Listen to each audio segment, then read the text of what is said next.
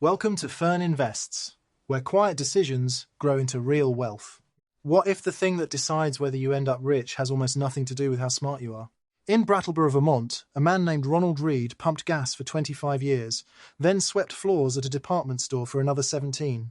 He drove a second-hand car, he cut his own firewood. He wore a coat held together with safety pins, and he parked blocks away from the shop so he wouldn't have to feed the meter. When he died in 2014 at 92, his estate was worth almost $8 million. He left $6 million of it to the local hospital and the town library. Nobody who knew him had the faintest idea. Now the other side. In the same years, a Harvard-educated Merrill Lynch executive named Richard Fuscone was living in an 18,000 square foot house in Greenwich, Connecticut. 11 bathrooms, 2 elevators, 2 swimming pools, a 7-car garage. Upkeep alone ran more than $90,000 a month. In 2008, the borrowing caught up with him. By 2010, he had filed for bankruptcy and the house was in foreclosure. One man had every advantage: the education, the network, the salary, the training. The other had none of it. The outcomes went the wrong way. And this happens constantly. There is no other field where a person with no training routinely outperforms a person with the best training in the world. That doesn't happen in surgery. It doesn't happen in engineering. It happens with money all the time. And that contradiction is what The Psychology of Money by Morgan Housel is built to explain. And the answer is uncomfortable. Doing well with money has very little to do with what you know. It's about how you behave. 5 lessons from that book. Stay to the end, because the 5th one isn't really about money at all. Lesson 1. Luck and risk rule far more than we admit. You've heard the story about the college dropout who built the biggest software company on earth.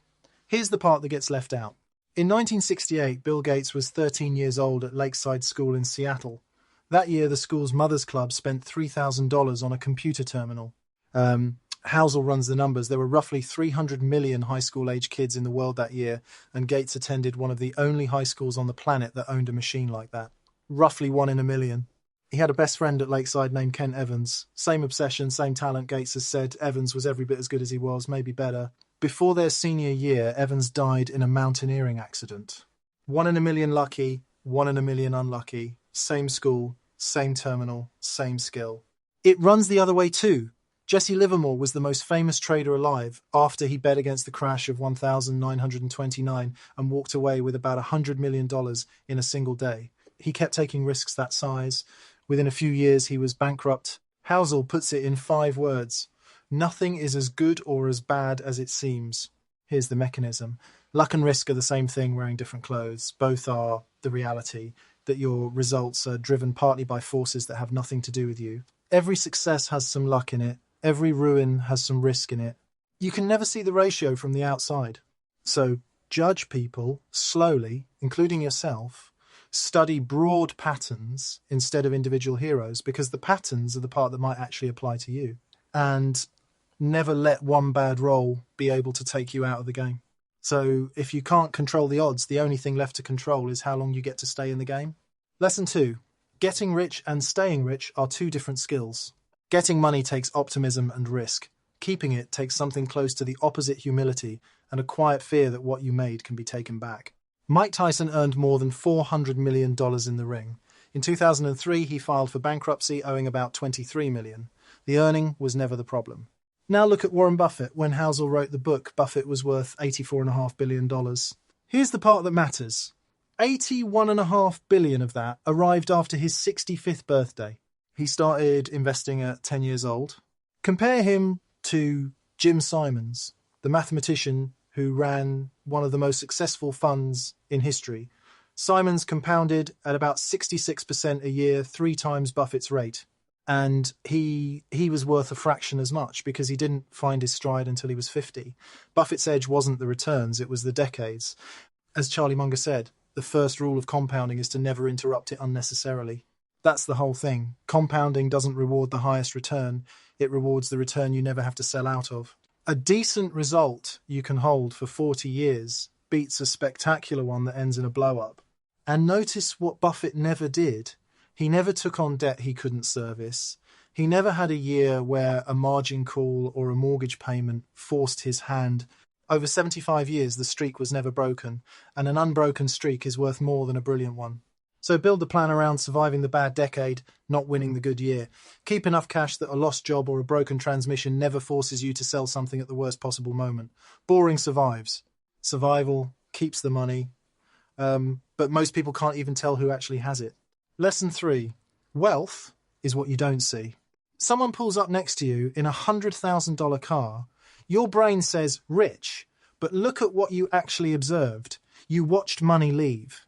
That's the entire piece of information you were given. You have no idea what's behind it. A paid-off business, or 6 years of payments and a second mortgage on the house. Go back to Ronald Read in Vermont. For 60 years, there was nothing to see. Every dollar he didn't spend went quietly into blue-chip stocks and simply sat there, decade after decade. The invisibility wasn't a side effect of his wealth. It was the method.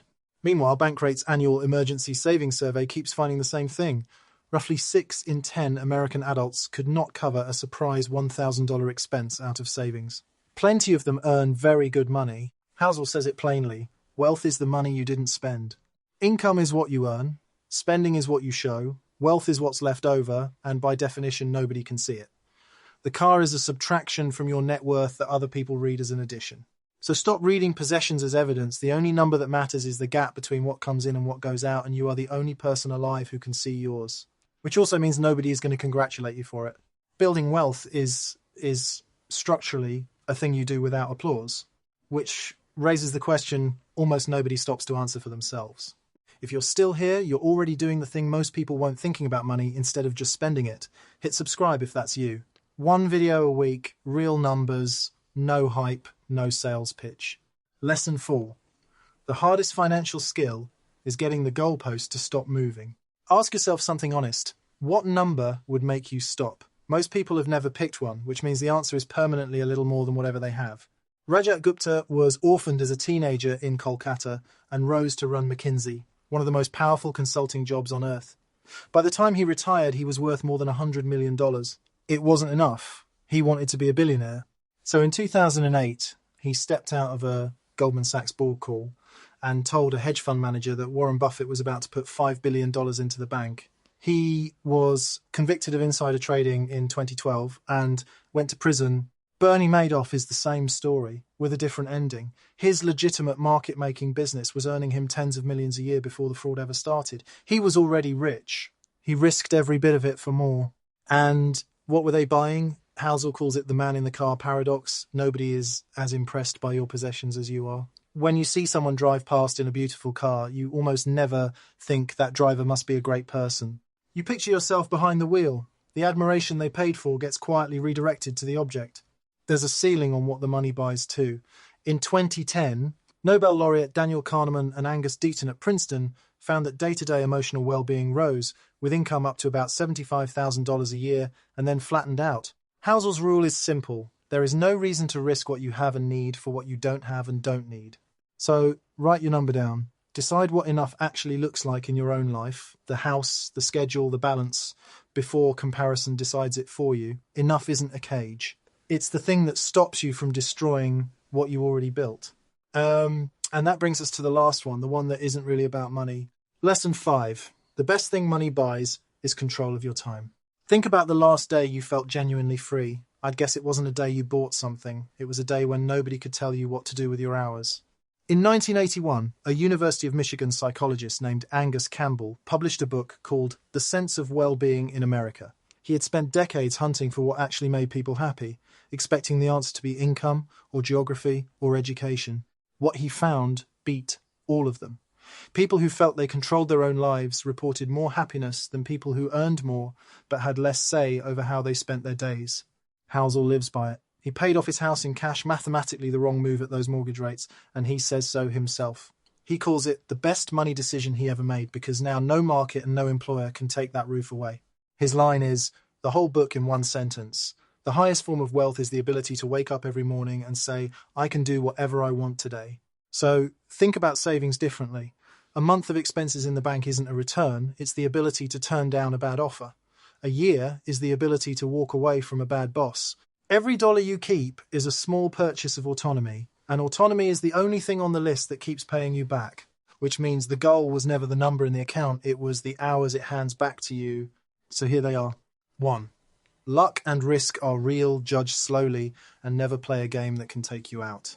2. Getting rich and staying rich are different skills. Learn both. 3. Real wealth is quiet. It's the money you didn't spend. 4. Enough is a finish line you have to draw yourself. 5. Money's highest use is time you control. Wealth isn't a number in an account. It's the ability to say no. It's room to breathe, time to build, and the freedom to spend the day with people you actually like. Ronald Read understood that at a level Richard Fuscone never reached, and it cost him nothing but patience. So the next time you think about money, ask yourself which one you're doing. Chasing more, or building a life that already feels like enough? Tell me in the comments which lesson hit hardest, 1 through 5. I read them. This is Fern Invests, where quiet decisions grow into real wealth.